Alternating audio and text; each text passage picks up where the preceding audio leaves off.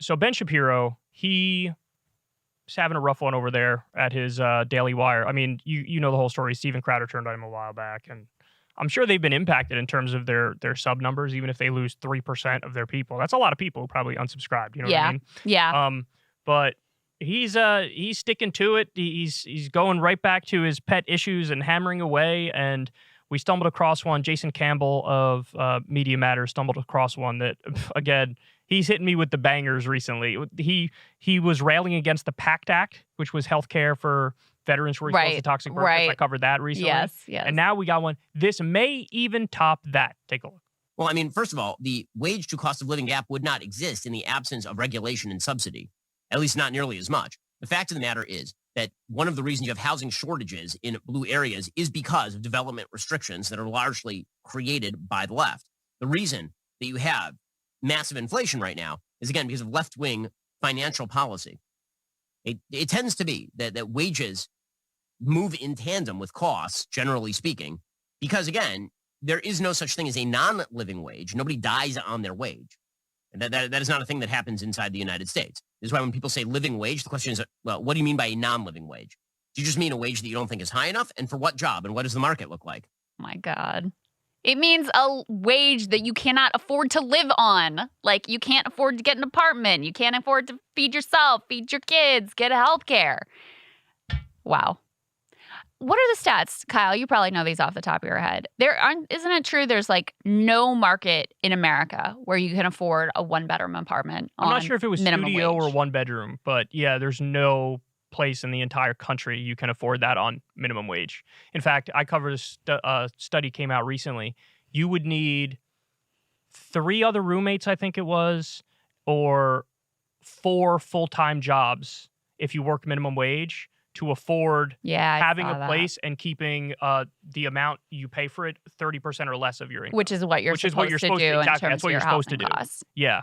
So you would need 4 minimum wage jobs. You need to work 4 full-time jobs to really, be able to survive. Yeah, I mean, the whole concept is if you are working full-time, you ought to be able to afford the very basics of life: food, shelter, education, healthcare.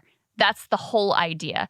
And, there have been all kinds of studies done about how much government aid is required to support like Walmart workers. That's right. So there was and other low-income workers. There was a study about Walmart workers, and they get paid so little that it's a guarantee that the people who are working there are going to need Medicaid. They're going to need the SNAP program, which is what they call food stamps now. Mm-hmm. So it's billions and billions of dollars that Walmart is subsidized by taxpayers. That's right. And so, ironically, if he even stuck by his own small government conservative values, he would say, force the company to pay them enough to survive so that you take the burden off the taxpayers for having to swoop in and pay the bills for these people. Yeah. But, there's also another part that's just so irritating and pedantic, which is like his classic move. Like, well, what do you mean by living wage? No one's dying on their way. Like, you know exactly what we mean. And by the way, people do actually die. Like, for example, for not having health care. We don't have universal health care in this country, and about 45,000 people die every single year because they don't have it. So, and we have it's 80 or 85 million people who are uninsured or underinsured. The number one cause of bankruptcy in this country is medical bills, about 500,000 medical bankruptcies every single year. And you're sitting over there and being this pedantic, condescending, scolding prick. Right, like, quibbling over the terminology. Mean? It's not like you get your paycheck and then you just pass away on the spot at the job. Yeah, bro, epic own. Yeah, that's what we meant. That's what that's what you thought we meant.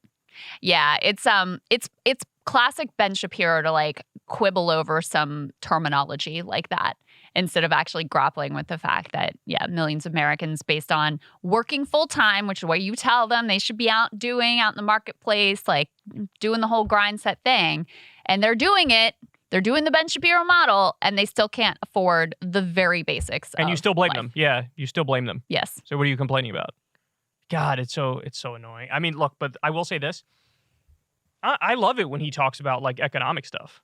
Yeah. Those are like the illuminating moments. Yeah, very like, revealing. Oh, because, we've seen the polls, 70, 80% of the country wants to raise the minimum wage. And then here's this guy, and look how he casually talks about, we have millions of people who are working poor people in this country. And he's just so flippant and glib.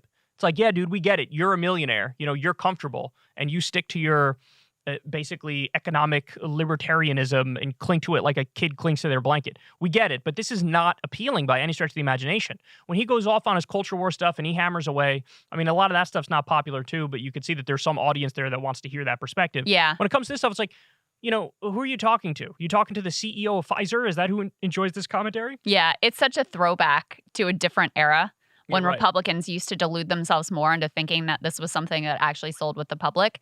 And Trump, it's not that they changed their views or their policy. I mean, we all know Trump's biggest accomplishment in office, gigantic tax cut, designed by Paul Ryan, by the way.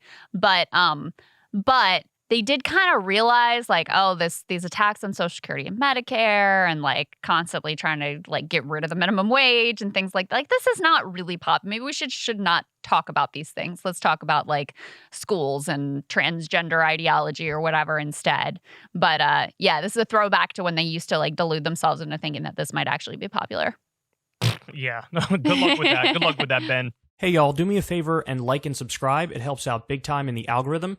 Click the bell as well for notifications when videos drop, and watch that video on screen right now. You know you want to.